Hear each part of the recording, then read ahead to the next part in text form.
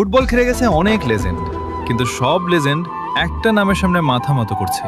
ওই নামটা Cristiano Ronaldo.